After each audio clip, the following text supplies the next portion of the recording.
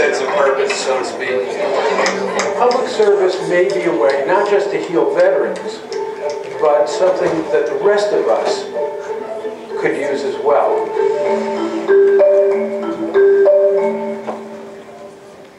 We're here because we know what all of you still have to give to your communities and your country. The Mission Continues was founded by a Rhodes Scholar and a former Navy SEAL named Eric Greitens. There are thousands of veterans who woke up this morning. They're going to spend all day today without speaking to another human being. Eric and his team realized that they had to do something to make sure that these returning veterans, especially the ones with severe post-traumatic stress, had contact with other people like them. His idea was to take veterans and offer them 6-month public service fellowships as a way to reintegrate into their community. Hey! Today, we're actually at the League School in Brooklyn. We are building picnic benches, repairing a fence, rebuilding a flagpole, repainting all of the hallways with the idea that we want to show the community what this generation of veterans are capable of. It's exactly counterintuitive. You know, the soldiers are coming back and people are thinking, oh, we want to help them. And he's twisted that, turned it on its head and said, actually, they, I believe, would like to continue serving. And so the way that he's put this together, you just see people just clicking in. That's nice. I'll be doing my fellowship at the Child Missing Alert Program. And I will be doing my fellowship at the African American Association for PTSD. The Labor Department for the Borough of the Bronx. He has 4 classes a year of 75 fellows, and they bring them to one spot, telling them what is expected of them and what they can expect in the experience. And then they go out and do a service project together. So they're going to do a corner box for that? The whole idea is that we use these men and women, take their experiences, their skills, their abilities, and apply them on the front lines here. Yeah, I was an EOD technician. I think after war, things become meaningless. And it's hard to kind of find some other purpose, you know. So I think this is the closest I've come to it. There was one preliminary study that took 52 of the first fellows and found that 86% of them had a positive experience and found themselves more focused, more decisive about what they wanted to do with the rest of their lives, and having a continuing interest in serving their communities. He's going to lead us in a fantastic direction. The veterans groups that are part of this community service movement don't see veterans as problems. They see them as assets. And as a result, Eric Greitens, for example, does not take excuses. I'll get it rough. All right. If you say to him, I don't want to do that because of my post-traumatic stress, he says, no, you have to go do it. And so, if you're out serving other people, you're thinking more about them than you are about yourself. And that in itself can be a healing act.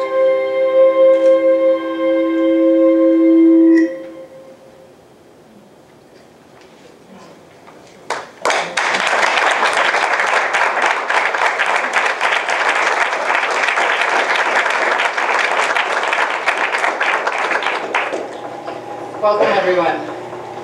I'm Patty Bellinger. I'm the Executive Director of the Center for Public Leadership and a faculty member here at the Kennedy School. Thank you for coming. This is one of our most favorite evenings in the CPL year, and a very special one indeed tonight. We are here to recognize the 2014 Gleitsman Citizen Activist Award winner, Eric Greitens.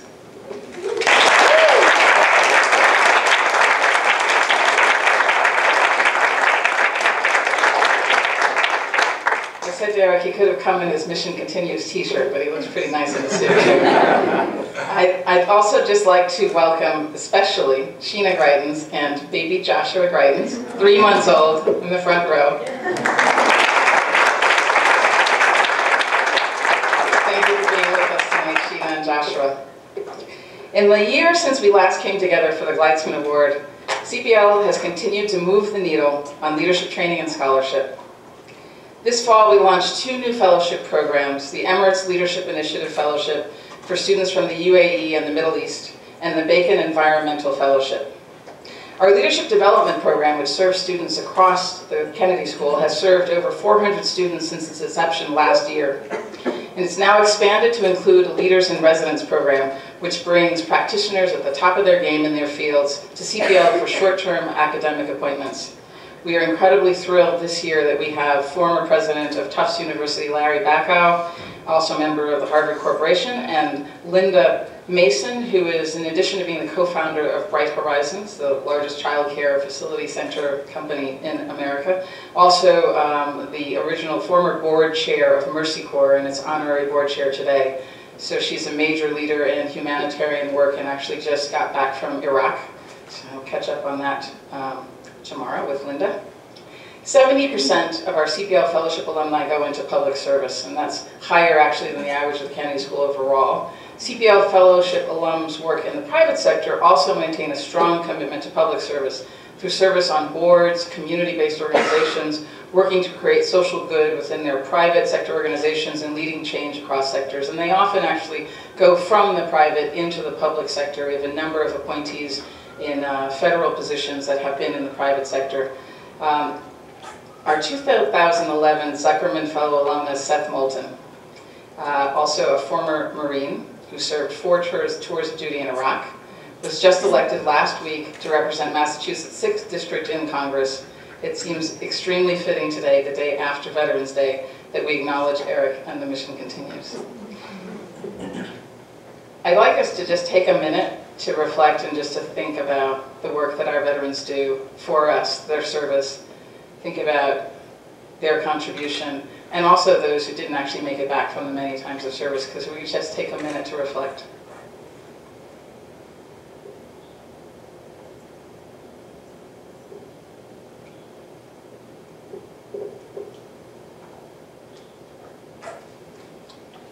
Thank you. My dad was a veteran. Many of you have members of your family who are veterans. And I used to think it was a little bit sort of odd and awkward to thank veterans for their service when you just sort of meet somebody. But I've gotten over that completely. And it's like the bright point of my day whenever I run into a veteran or an active duty service member and just give them that thanks. And they are so appreciative and their face lights up. Because I think there's still this sense after the Vietnam War of not knowing how people will receive them. So I encourage you all. It's always a great feel-good moment, and I love to hear about their different forms of service. CPL continues to grow because students, and some of them are in this room tonight, are hungry for opportunity. They're hungry for opportunity to serve. They're hungry for practical tools, to learn from leaders like Eric who have used challenges to create opportunity. That's what tonight is about. I have a few thank yous before we continue with the program. I'd like to thank the Gleitsman Award team, Casey, who you'll hear from in a few minutes, and Mike Leverisa, who are how this whole thing happens year after year, and they're a phenomenal team doing great work.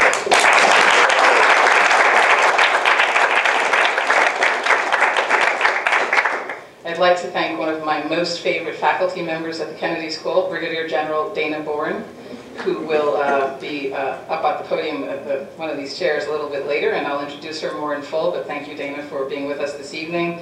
I'd like to thank Lael Harris and Amy Shea, our centers of expertise on events and communications, who have been working tirelessly with the Mission Continues to bring off the event tonight. And also Owen Andrews, Katie Grace, and Eleanor Claverley, who have done tremendous work on the technical side and just helping us develop the nomination process for the Gleitsman Award. Now at this time I'd like to introduce Casey. Casey is the leader who makes this happen year after year. She's been developing the Gleitsman programs for 7 years. She knows it inside out. She won't have any papers here, I'm sure. She's the Associate Director of the Gleitsman Program for Leadership and Social Change.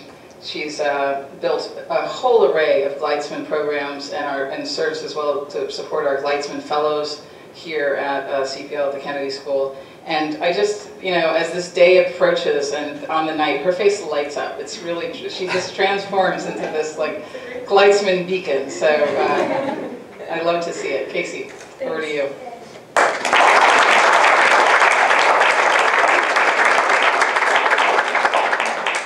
Thanks, Patty.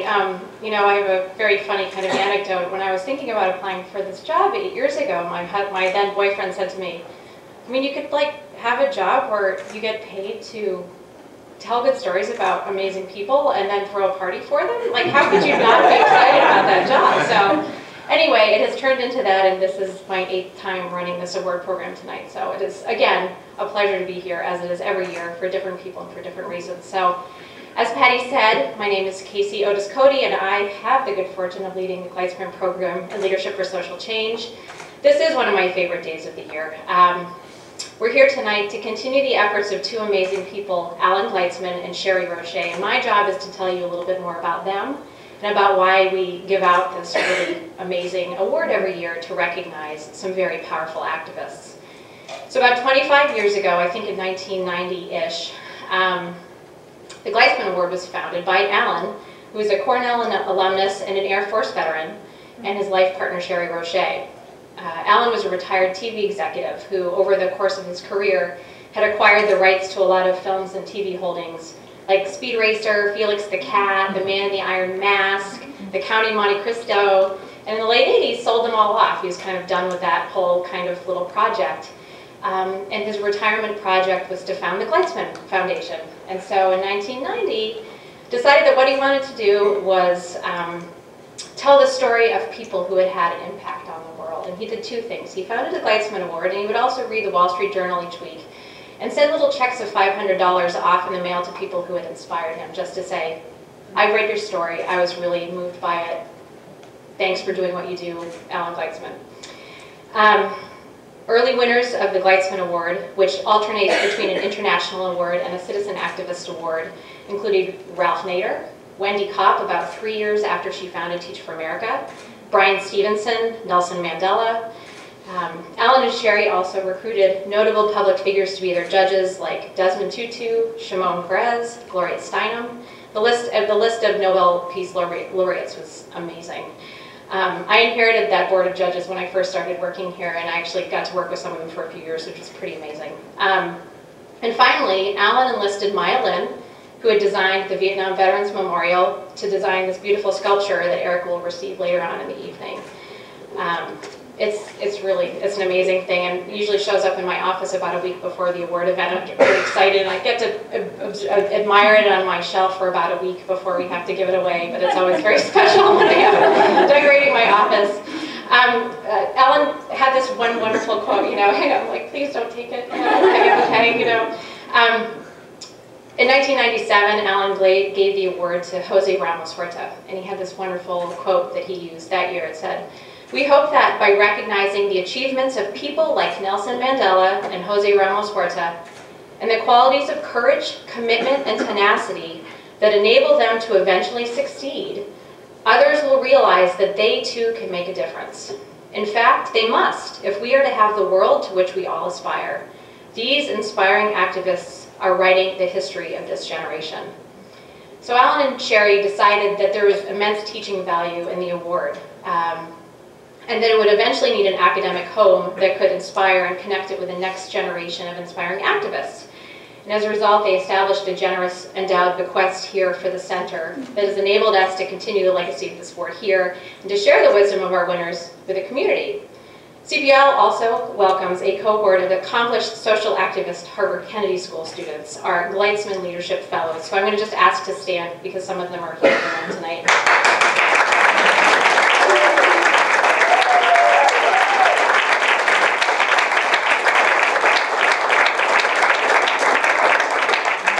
To me, they're an inspiring example of the next generation of these tenacious activists, and my other favorite day of the year is when they all kind of come together as a cohort for the first time, and we get to kind of help them build a community as well. If you're interested in meeting someone who might win this award someday, I'd suggest that you get to know some of them after the ceremony tonight. It is like my lifelong goal to have that happen. So, in closing, I'd just like to also extend my thanks to a couple of people. First, obviously, thank you all for being here tonight to help us recognize Eric's great efforts.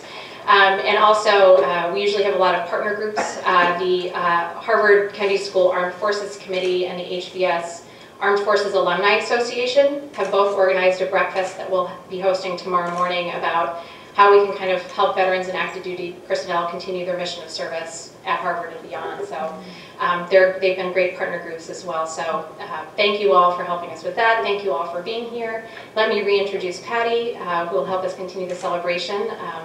Welcome.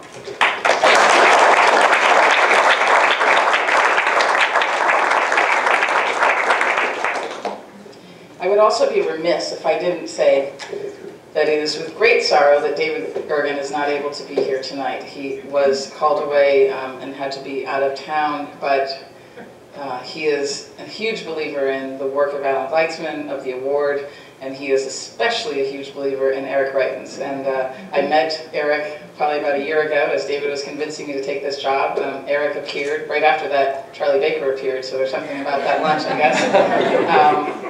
But David has been a supporter and admirer of Eric, and he comes up often in our conversation as a model, and he would very much like to be here tonight. And I spoke to him earlier, and he asked me to extend his congratulations and say he'll catch up with you soon to give them to you in person. And now I'd just like to tell you a little bit more about why Eric was selected to win the 2014 Gleitsman Citizen Activist Award. Our judges look for winners who have innovated to confront a public policy dilemma, who are adaptable leaders, and who have achieved results of significant breadth and depth that have a positive social impact. I don't think I need to tell you that Eric's work in founding The Mission Continues goes above and beyond all of those ideals. Traditionally, the impact of award winners is quantified through the number of people impacted by the organization, branches across the country, growth in fundraising. So Eric founded The Mission Continues in 2007, just about the time that Casey joined, some coincidence here, the Center for Public Leadership. When measured against those sorts of metrics, and I think those are just the real tip of the iceberg and the impact of The Mission Continues, Eric can say that they've awarded 1,000 community service fellowships and empowered 2,000 veterans across the country through the programs. Eric's work is also, and very important to the award and to us at the Center for Public Leadership, a prime example of a leader using his influence to empower deserving individuals. Since founding The Mission Continues, Eric has offered an astounding number of tremendous opportunities to our country's veterans. After serving our country and the greater international community, our veterans can rely on organizations like The Mission Continues, and there aren't enough of them, we would need more, to continue to serve at a local level while providing vital support to populations in need. And you know, the key here is the feeling that you can continue to serve, that you have an important role. Coming back from service overseas, where the importance of your role and the significance of what you're doing is crystal clear, to not always a certain future. And I think all of us have seen the sad stories of what happens occasionally to our veterans far too often than we would want to see happen. And Eric has stepped into that breach and has done a lot to change many veterans' fortunes and futures. Ultimately, it's his vision of an organization that empowers veterans. It's nothing short of a paradigm shift in how this country views veterans and the concept of service and what veterans are able to do when they come back. Eric's nominator for this award, Chris Marvin, said the following: "Children growing up today will not know the greatest generation of veterans, but they will know my generation. If they associate service to country with unemployment, PTSD, suicide, and substance abuse, will they want to serve their country? If instead they associate service with strength and compassion and wisdom, all of which our veterans bring, all of which can be deployed to live a meaningful life and build a stronger country, then we'll all be better for it, and they will want to serve." And I think that's a major contribution that Eric is making for all of us. Combined with his impressive resume as a former Navy SEAL, White House Fellow, and Rhodes Scholar, just to name a few, Eric has the incredible qualifications to be selected as our 2014 Gleitsman Citizen Activist. Now at this moment, I have another wonderful opportunity, which is to invite the 2013 Gleitsman International Activist Award winner to the podium. Sasha Shanoff, come on up, Sasha. It's a little Miss America moment where the crown is passed. Sasha was given the award last year for his tireless work as founder and executive director of Refuge Point, an organization that enables refugees in life-threatening situations to find resettlement solutions. To date, Refuge Point has referred more than 25,000 of the most vulnerable refugees around the world to resettlement in countries worldwide, and the organization's efforts in Nairobi, Kenya have served another 8,000 urban refugees locally. And last year, when Sasha received the award, one of our fellows, Deng Chol, who is one of the Lost Boys of Sudan, is former president of the Lost Boys and Girls of Sudan of America Association, remembered meeting Sasha on a dirt road in the middle of some country, and Sasha saying, you're going to make it, and you're going to be really incredible. And, you know, paths crossed, and there was Deng as one of our fellows at the Center for Public Leadership. Sasha? Thank you. Thank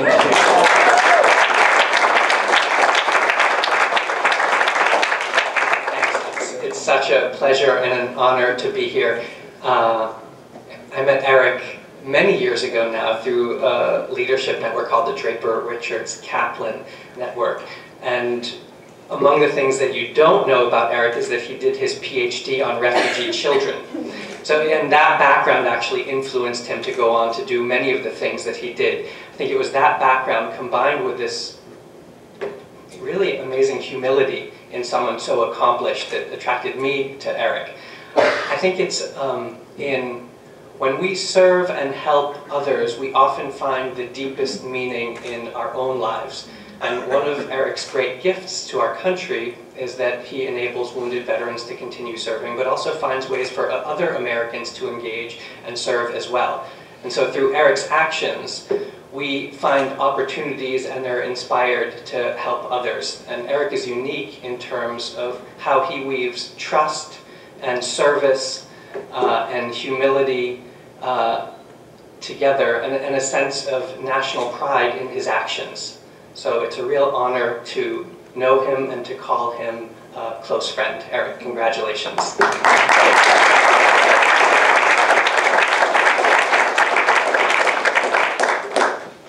So Eric, I'd like to invite you here. Sasha, would you take up the award? Please help me congratulate Eric in winning the 2014 Gleitsman Citizen Activist Award. Eric will not only receive a $125,000 prize, he also receives this beautiful sculpture with Casey is difficultly parting with, done by Maya Lin.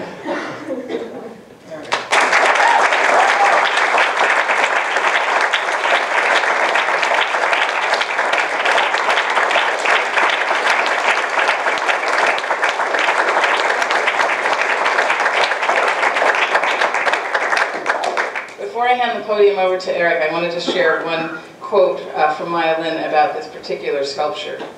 She said, "In rewarding the exceptional achievement of those who have initiated social change, the Gleitsman Foundation has sought out people who have taken a closer look at our society, and having been able to see more clearly how we work with one another, they have seen ways in which we might change in order to work better with each other. These exceptional people have seen our world with a clearer perspective. In a sense, they have seen the world as if it were magnified, and this sculpture embodies the clarity of vision that these people have." Over to you, Eric. Thank you.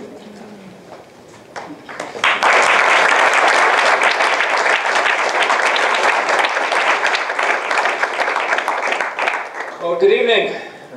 And Patty, thank you very much. And Casey, thank you very much. And your whole team. This has just been an absolutely wonderful, exciting thing, kind of building up to the whole event, and I'm incredibly grateful. Sasha, it's always great to be here anytime to be with Sasha. We just had dinner together on Monday night. Every time I leave Sasha's company, I'm always energized.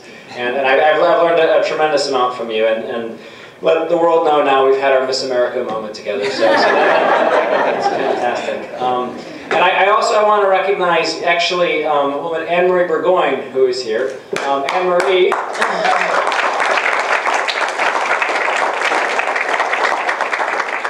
was one of my first board members at the Mission Continues, and actually brought Sasha and I together at the Draper Richards Kaplan Foundation. She's been a tremendous influence on my life, a fantastic mentor to me, and it's an honor to have you here tonight, Anne-Marie. Thanks for being here. Appreciate it.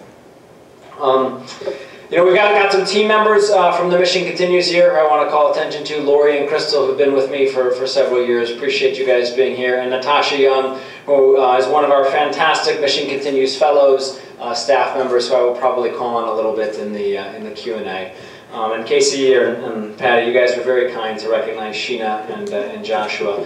You know, you always try and pass kind of lessons on to the next generation. And I found out, you know, as you guys all know, yesterday was Veterans Day. And we learned yesterday that Joshua is actually quite patriotic. And we learned this because yesterday was the very first morning on Veterans Day. He learned how to say thank you to veterans. He slept for over 8 hours yesterday. So it was a huge but I'm really honored to be with all of you guys tonight. I'm looking forward, General Bourne, to our conversation, which I think will be really the great part of tonight's program. I just wanted to say, I think one of the things I'm honored to be a part of what's a wonderful tradition here at the Center for Public Leadership. And you've put together such a fantastic program, not just tonight, but over the course of years, and you've influenced so many students, so many fellows. And I think that, you know, perhaps what we can direct our conversation towards tonight is just the thought that every single one of us has something to give. Every single person has something to offer. Everyone has something to contribute. And if there's one thing that I recognized through my service with an incredible group of veterans who I served with, and then who I saw when I came back at the Mission Continues, was that these men and women still had things to offer. And even if their front line had changed, even if they had left a combat zone and they'd come home and they might be facing something like traumatic brain injury or post-traumatic stress, or even just missing a sense of purpose and a sense of teamwork when they came home, they still had a tremendous amount to give. And I've been incredibly proud to see how they have become stronger as they've continued to serve, and how our country has become stronger as we've welcomed all of them home and we've invited them to continue this service. And so tonight I'm looking forward for all of us to think about how we can use tonight as some inspiration to think about our own continued service and our own sense of purpose that grows through that service to others. Thank you again very much.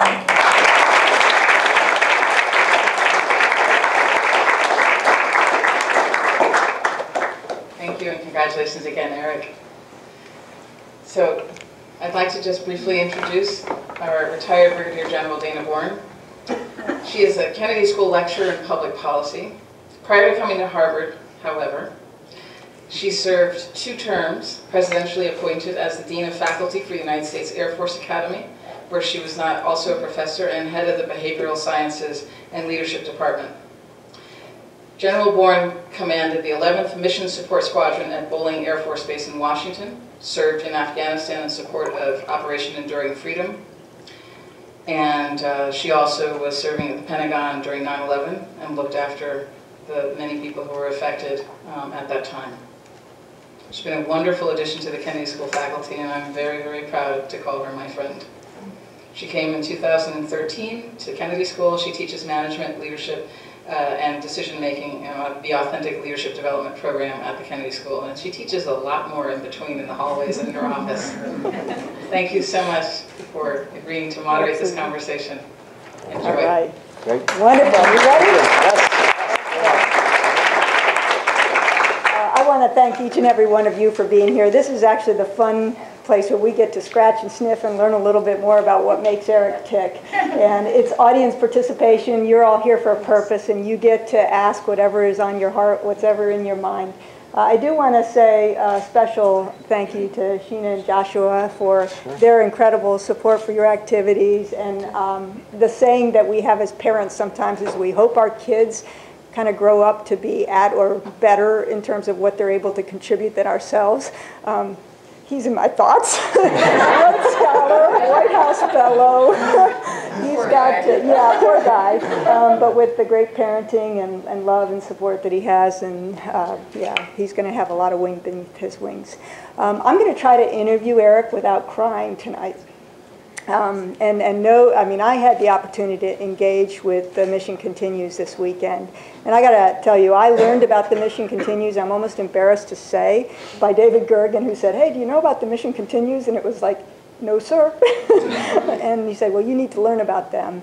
And I have learned and grown to really respect and admire, but not just what I've heard and in interacting with your wonderful team, Lori in particular, we work together, to engage with the platoon leaders for 4 hours this weekend, and the staff going through kind of an authentic leadership development journey on who are you and where are you headed. Is your mic on? Am I on? Can you hear me okay? It's okay, but it's a little soft. Can you see? Is it turned on? I'm on all the way, so I'm not sure.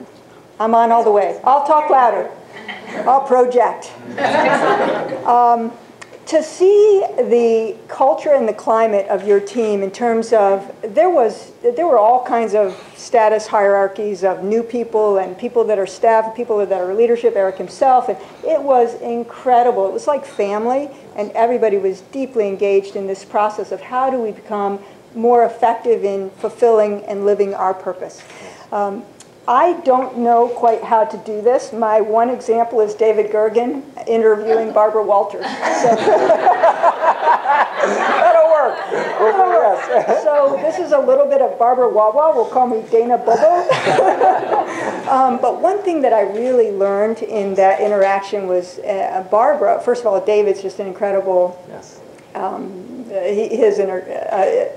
So I'm not going there. I'll try to be myself. But Barbara's response to how she answered his questions, she was clearly, when she interviews people like Anwar Sadat or Nick, she's non-judgmental, and it's just a part of getting to know who you are. But she always starts with, what is your story? She wants to get, even Nixon, she said, tell us about yourself as a boy, and how's your life story, what you remember, who you are, become part of what you're doing now and who you are today. Sure.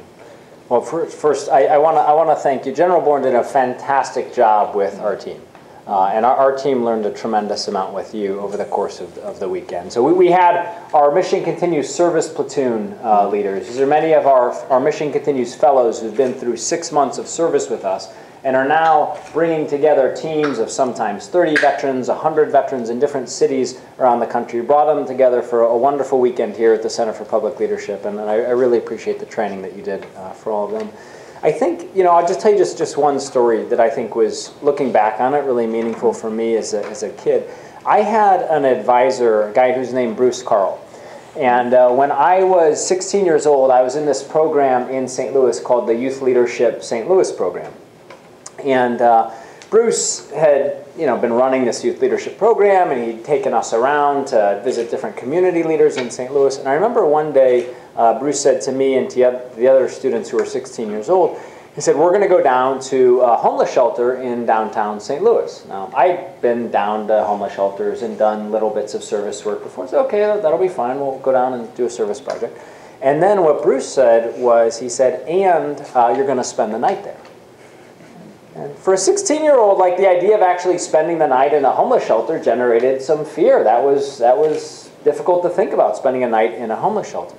And I think what I really appreciated about what Bruce did for us was two things. One was that Bruce was willing to take some risks. He was willing to push us. He was willing to challenge us to actually confront our fear. He was willing to challenge our preconceptions about what it meant to be homeless. He was willing to force us to look at things that were difficult. But the other thing that I really respected and appreciated about Bruce is that we were 16 years old, and he didn't say to us, I want you to go down to the homeless shelter because once you graduate from high school, you can really make a difference. He didn't say, I want you to go down to the homeless shelter because once you graduate from college or you're 30 years old, you can really make a difference. What Bruce said to us was, he said, it's important for you to know how all of your neighbors are living because you can make a difference in their lives right now. And that was powerful when you were 16 years old. And it actually affected the whole way that we went down to the shelter.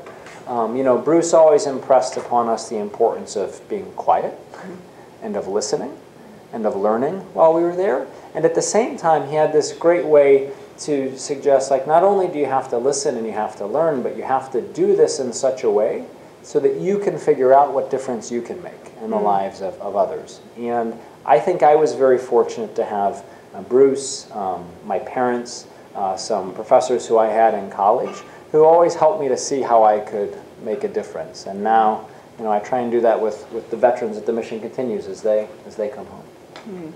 Wonderful. Yeah. Bruce sounds like, there's the Winston Churchill quote that is, "For if I see any further, it's because I stand on the shoulders of giants." He sounds like one of the giants in your life. Absolutely. Who are some other giants that you would say have helped you with regard to whatever skills or visions that you have in terms of what you can accomplish? Yeah. It's very common and I think appropriate for all of us to kind of reflect on our parents. I think Sasha's dad is here. He's right here, David. He was, right? Or he was? It might have slipped away. But I think that when I think about who I am, I think we always think back on our parents. My mom was an early childhood special education teacher. She did that for over 3 decades. And it got to the point, I remember when I was in high school, I have 2 younger brothers. My brothers and my dad refused actually to go to the supermarket with my mom because every time we went, she'd run into a family that she had taught. And they would just had to stop her and tell her about like how their kids were doing and the difference that she had made in their lives. And she worked with kids and were in some really difficult situations. Kids who now we'd say are on the autism spectrum or in different, facing a lot of challenges. And these were, kids who I think a lot of society might have written off, but she always brought this tremendous sense of really making sure that everybody knew, like, every kid mattered. Every kid mattered. And I think that, like, that sensibility is something that is really important in society, right? That we want to make sure that everybody recognizes that every single person matters. And I think, what she did, what Bruce also did, was this sense, not only do kids matter, and that means that like we have to be there for them, but she would always also make sure that every kid saw a way for them to contribute, right? And, really simple things that they would do. But when I think, fundamentally, like, what are we doing at the Mission Continues? It's the same thing. Yeah. Make sure that every single person sees that they have something to offer. And at the same time, creating an expectation and that people who have something to offer, like, let them know that we expect that of them. And that when we ask that of them, that's actually empowering for them. And that when people start to serve, they actually grow stronger as a result of that service. So I'd certainly put my mom in there as well. Oh. You're honoring, and Josh will grow to do that as well. Yes. The role modeling.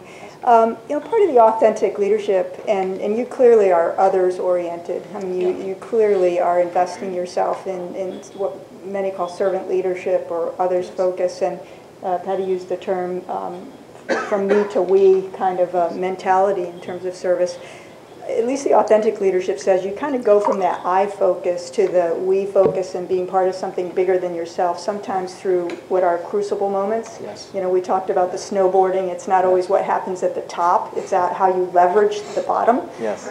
What are some of those, in life that's not like this? Yes. Yes. So either as a boy or in your journey in life, certainly in your time in the military, or even currently in the job you're doing, what are some of the I will call them setbacks or setups for comebacks, which fuel you even more into that we service orientation? Yeah. Well, I know we've got some folks on the SEAL teams here. One of the things that a lot of people know about when you go through the SEAL team training, has this reputation for being the hardest military training in the world. And I remember my hardest moment in the SEAL team training came at what should have been one of our easiest moments. So there's a week during the training that's called Hell Week. Over the course of Hell Week, the average class sleeps for a total of 2 to 5 hours over the course of the entire week of training. And during that week, they've got you doing things like running on the beach and swimming in the ocean, doing obstacle course training, we're working with logs, and we were about 72 hours into Hell Week. And by the time you're 72 hours in, people are so exhausted that they would be running down the beach and would fall over in the sand because they're so tired. And we were told that we were going to be able to go to sleep for the first time after having been up for 72 hours. And the instructors told all of us that we were going to have to do a set of dips on the parallel bars to see which team was going to sleep first. So my team lost. So I was the very last person to actually run into the tents to go to sleep. And I remember by the time I ran into the tents, everybody else was passed out asleep. And I laid down on the cot, and I could not fall asleep. And the last time I'd been through medical, they'd wrapped my right foot kind of tightly, and so I got up and I took my boot off, ripped the bandage off, threw it back down, put the boot back on, laid back down, and I still couldn't fall asleep. And what started to happen then is I started to panic a little bit. I started thinking, what's going to happen if I can't sleep? You only get 2 to 5 hours of sleep over the course of the whole week. What's going to happen if I can't sleep? And I knew I was going a little bit crazy, actually, because the thought actually ran through my mind. I actually thought to myself, I thought, well, maybe if I can't sleep right now, maybe they'll let me take a nap later. And I remember what happened was I started to panic, and then I started to feel sorry for myself. And what happened was I started to think, it's not fair. It's not fair that I was the last person who ran into the tents. It's not fair that I got the worst cot. It's not fair that they wrapped my right foot the wrong way the last time I went through medical. And as I started to panic and to get fearful and then feel sorry for myself and think, it's not fair, I really started to kind of go down. And that was my hardest moment in the week. And certainly the closest that I came to thinking about quitting was at that moment. I remember what happened was I got up and I walked out of the tent, and we have these faucets that are about shoulder height. I turned one of them on, put some water over my head, turned back to the tents, and as I was walking back, I just said to myself, I said, this isn't about you. I said, this test isn't about you, Eric, it's about your ability to be of service to all the people who are asleep in those tents right now. And as soon as I took that focus off of myself, all of that fear and the self-pity left me, and I went into the cot and I laid down and I fell asleep. And I remember later when they came in to wake us up, and it's not like they gently shake you. No. Right? Like they come in, they've got, air sirens going off and bullhorns, and I remember they woke us up and they had us running down to the beach, and I remember as we were running down, I had this huge smile on my face because I knew I had just passed through my hardest moment. And I think for me, like, that hard moment came, and I was only able to step out of it because I was reconnected to a sense of purpose and a sense of team. And that's what we try and do writ large at The Mission Continues, is reconnect people to that sense of purpose and that sense of team so that they can continue to serve even when things look really hard. Wow. That is the Viktor Frankl, right? Yes. When you have that sense of meaning and purpose, that's something beyond yourself. We've just been having a wonderful conversation, but I forgot you all are here to engage. If there are questions, please pop up and ask a question. If you'd like to know something, we have just a few minutes, so it really is a wonderful opportunity. Yeah. What role, if any, has your personal faith played in your journey or in The Mission Continues, you or your family? Yeah, I think certainly it's important for me. I think it's important for a lot of the people who are in our program.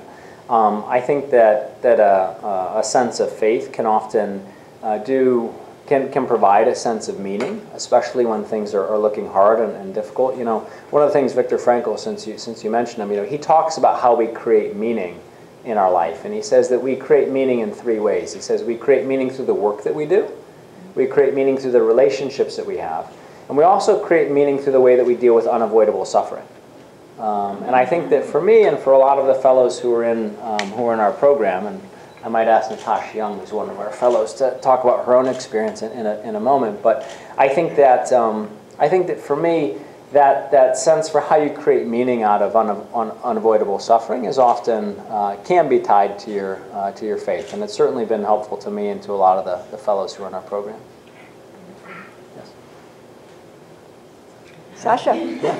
Thanks. I feel like we're facing a crisis of trust in many ways right now. Perhaps you can say that for past times, but you're somebody that we trust, but I think you also create structures that build trust. Can you just talk about trust and what that means to you and the importance of that? Yeah, I think, so what's interesting is, like, at The Mission Continues, we have 5 core values. One of our core values is trust.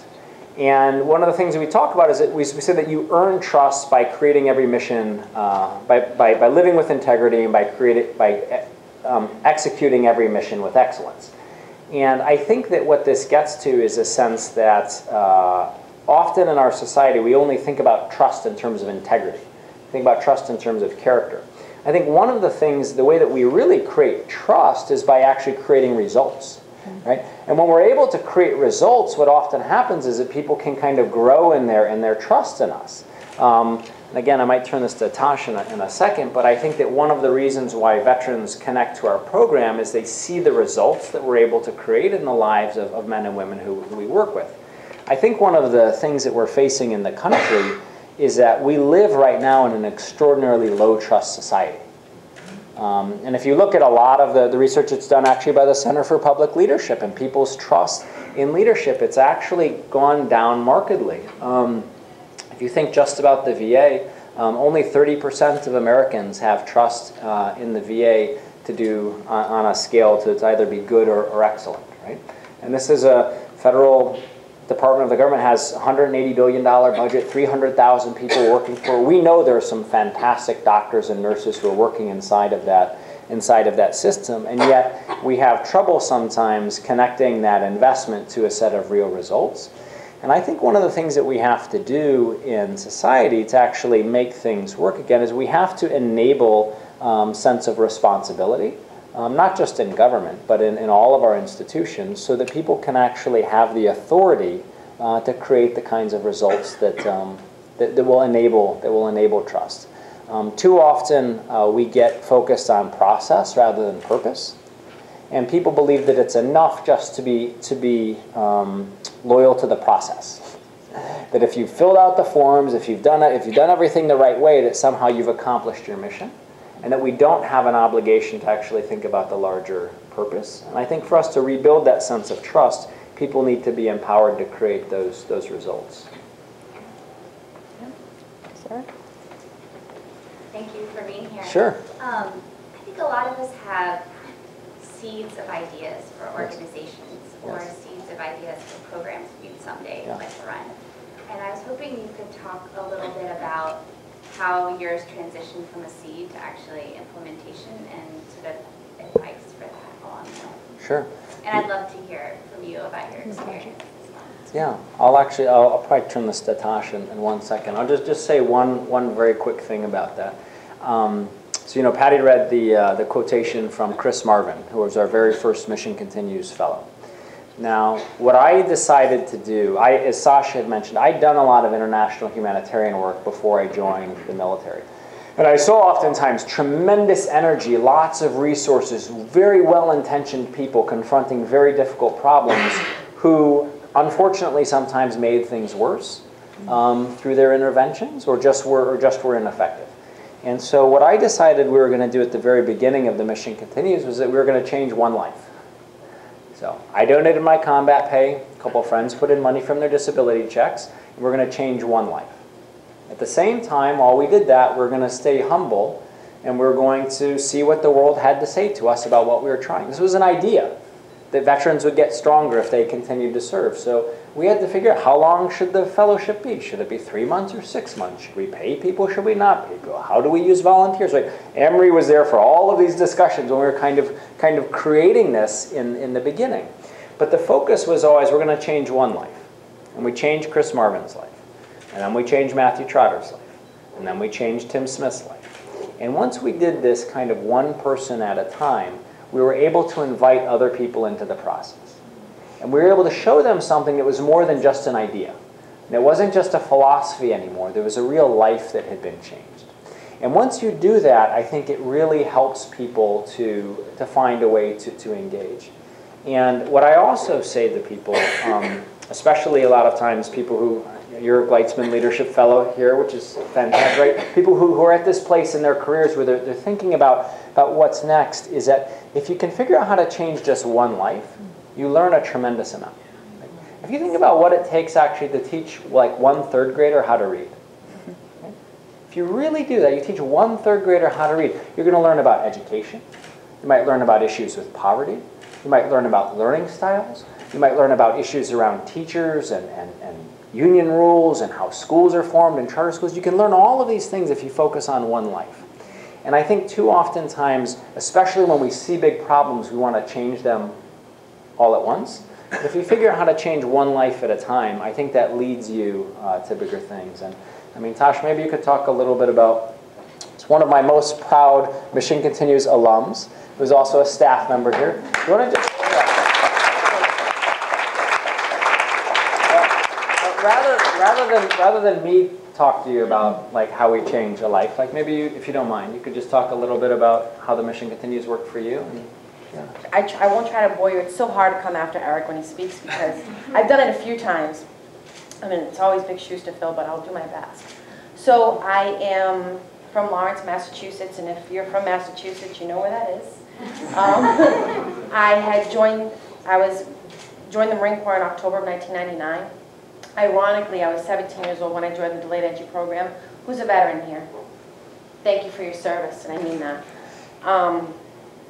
And my cousin, she was a couple years my senior, her name was Tommy. And she had to sign up for all the branches of service, and she had changed her mind. She's like, Natasha, tell them I'm dead, tell them I'm on vacation, tell them whatever you want, just tell them I'm not interested anymore. And the only recruiter who said, well, what about you, was the Marine Corps. And I was like, I got really scared. And I was like, well, I'm too young. He goes, how old are you? 17. What year are you in high school? I said, I'm going into my senior. He said, I'll be at your house tomorrow. And hung up on me. I didn't even have a chance to tell him no. So I was working at a small record store in South Lawrence. It was a good little gig for like a 17-year-old. And I tried sneaking out of my house early, but he showed up early. That whole 15 minutes prior, I didn't know that yet. And he said, look, he's like, I know you don't want to talk to me, but give me 10 minutes of your time, I'll change your life. And it took him 2. I come from a very middle-class family. My father was murdered in Lawrence in 2000. It was the first time in my young adult life that anybody looked at me and said, I think you could be more. And I think that you could do great things. And I signed. I signed, and my mom came home and I made her sign. So I went to boot camp. It was pretty good. They wanted you to show up, work hard, play hard, and I could do those things, right? I had deployed, my first duty station was Okinawa, Japan. That was pretty cool. Not bad for a girl for Lawrence. I'd never gone New Hampshire, I think maybe Vermont once. So now I'm in Japan. I was doing cool things. And then I got back stateside. I deployed to Iraq my first time in 2005. I was a sergeant at the time. That wasn't really wasn't a great deployment. It's war. It's not fun, but it wasn't as what I built it up to be in my mind. I deployed again in 2007. I had done really well for myself as a sergeant of Marines, and I was hand-selected to be a company gunnery sergeant for an explosive ordnance disposal team. You know, they make things that go boom, not go boom anymore. And I was like, what a great opportunity as a woman. They have very few female EOD technicians, and this was the first time they were going to have support personnel. And I could do that. That was a very tough deployment. We had lost 7 of our guys, one of them from Massachusetts here, and that really resonated with me. I came home. I had gotten hurt, but when I came home, I didn't focus on that. I knew that I didn't want my mind to idle, and I volunteered for recruiting duty. I believed in what the Marine Corps could do for me. I saw what it did, and I was stationed, ironically, in Plymouth, Massachusetts. I was on recruiting duty.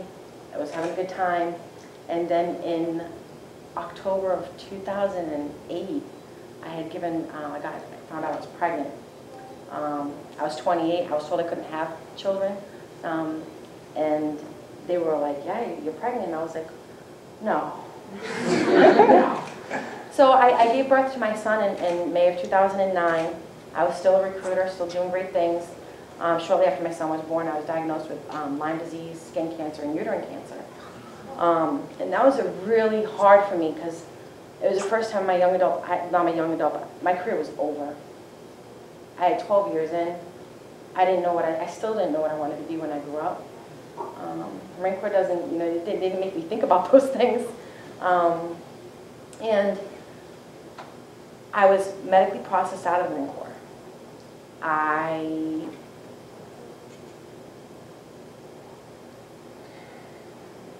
I stopped functioning. I had a newborn baby. And I'm not proud to admit it, but I will, because it's the truth.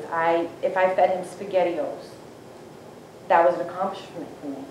My brother, who was in the Marine Corps with me, his name's Julian, who my son's named after, did this program. He was like, "It's really cool. I think you'll like it. I think you should shower and apply for this program." And I'm like, you know, I was getting that subtle hint. I was still going through the med board process, which takes a long time. If anybody had, you know, the medical separation process of the military, it's not short. And my brother had given my name to this lady. She was nuts. Her name was Tiffany, and she was a recruiter for the Mission Continues.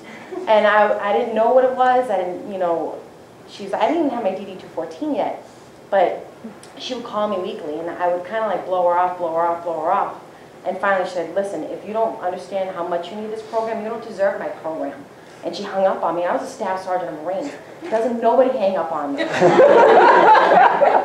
So that night, I think we had a few days before it was time, the deadline for applications. I submitted my application, and I got accepted. I could only imagine her briefing me at that time in the Mission Continues. They had like a panel, and they would bring all the fellows that they wanted, you had to like talk about your guy. This was your guy. You believe in them. You think they could do great things. So I can only imagine Tiffany talking about me, because I was a tough sell. But she got me.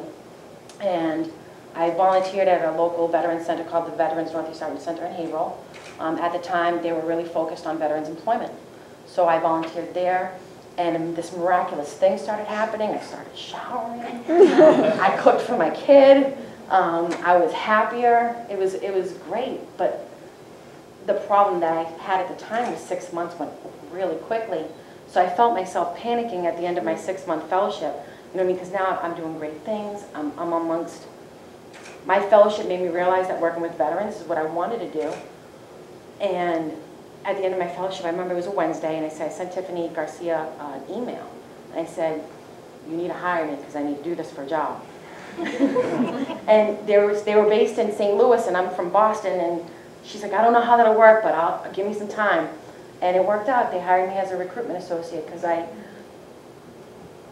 can't even imagine where I would be without my fellowship. For someone to say, just because you stop serving doesn't mean you still can't serve. You still serve, you don't have to be in a uniform. You're still valuable. And I had all these great qualities and all these great ideas, and they took my enthusiasm, and they gave me a platform, and they let me run with it. I transitioned over. I remember being, you know where I was? We were in New York for one of our orientations when Eric was on The Daily Show. And I hadn't heard of this thing called service platoons.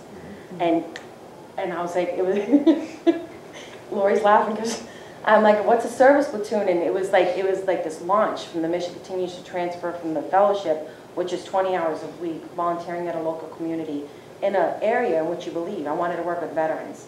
They get me. But some of our fellows, they're interested in education. They're interested in children. There's so wide variety of things, and this gave them the opportunity to do that. So service platoons. So I'm sitting there at orientation, I'm like, what's a service platoon? And Eric, I'm very grateful for his vision and his ability to follow through. And the service platoons is a great way for everybody in the community to get involved. Where the fellowships are more geared towards post-9/11 veterans, this was an opportunity for veterans from all generations, from all backgrounds to serve in their community. And it's not as much of a time requirement. So I switched over to the service platoons, and it's been, I don't even want to think about who I was. I remember Mark Weber. Mark Weber was one of our fellows, and someone who had done a lot for the Mission Continues. And one thing, I remember feeling very sorry for myself, and unfortunately, it didn't resonate with me as quick as it did for Eric. I swallowed in my own self-pity, and Mark Weber had stage 4 pancreatic cancer. And I met him at my orientation, and I thought, if this man could get out there and do all these great things and serve, who am I? I owe it to myself, I owe it to my son, I owe it to my fellow veterans to get out there and do everything possible. I now work and volunteer, working to help rapidly house homeless veterans, because you believed in me, you gave me the opportunity to get out of my funk and serve my community. So I'm done. I'm going to stop now, but everything you hear about Eric, not just, he's He's all that, and he's a very humble human being. He takes the time to get to know all of the fellows. So it's not just like this really awesome guy. Everything that they say about him is pretty accurate and true. So thank you.